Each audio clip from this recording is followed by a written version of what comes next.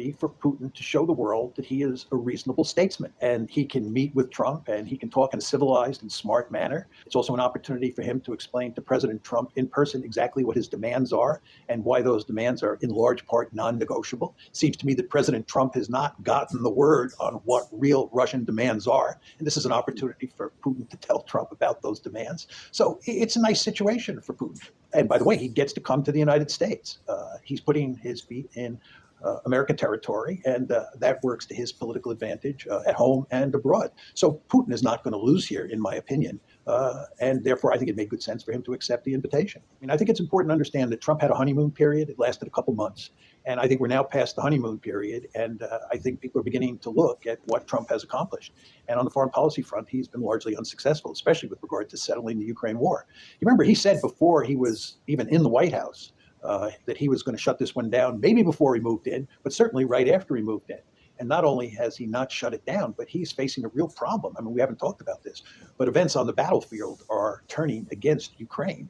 And one can only wonder what the situation on the battlefield will look like on Friday when the two leaders get together and what the consequences of that will be for their meeting.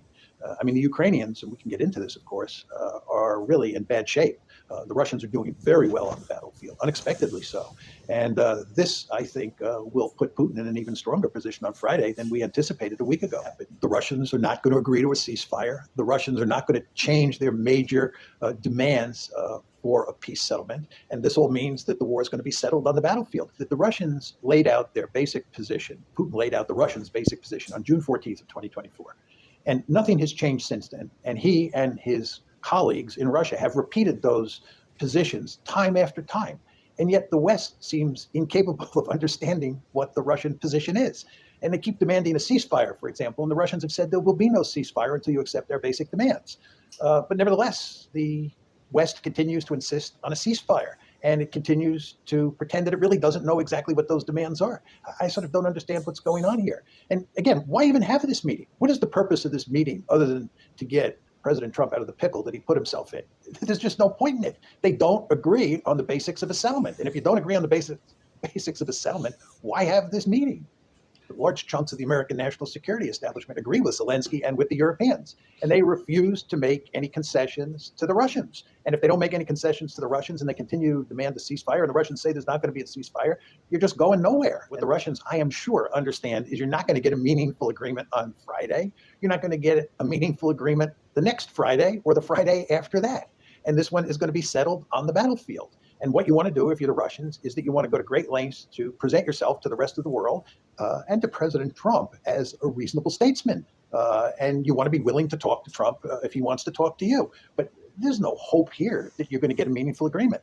The best that could happen is that Trump would agree to Russian demands. And he would tell the Europeans and the Ukrainians, you can either accept Russian demands or not. But if you don't accept them, I'm out of here. And it's up to you to negotiate and deal with the Russians. But he's not going to do that, in large part because he's surrounded, Trump is, by advisors who won't allow him to do that. Keith Kellogg and Marco Rubio. And as long as he continues to listen to all those people, when he gets on the phone and he talks or gets on Zoom and talks to people like Zelensky, excuse me, and the German chancellor, he's going to end up sounding like he did today. By the way, I think Vance is the one person at the higher echelons of this administration who understands what has to be done. But he's pretty outnumbered, and he does not want to get too far out in front on this issue. So he's more or less in the background, and he does not have that much influence on Trump. And the end result is we are where we are, and we're just going to continue to play this game for the foreseeable future diplomatically that leads nowhere, and the war is going to be settled on the battlefield. Who is he going to put sanctions on? He's going to put sanctions on China?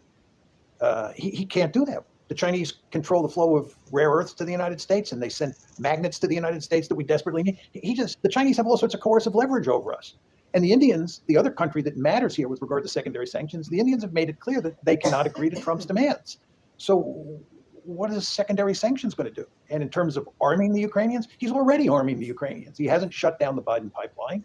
And he's told the Europeans they can buy American equipment and ship it to the Ukrainians, which is just a way of saying that American equipment will continue to be sent to Ukraine. It'll just go via Europe and the Europeans will pay for it. But the Ukrainians are still going to get the weaponry. I just don't understand what he can do. The guy doesn't have any options.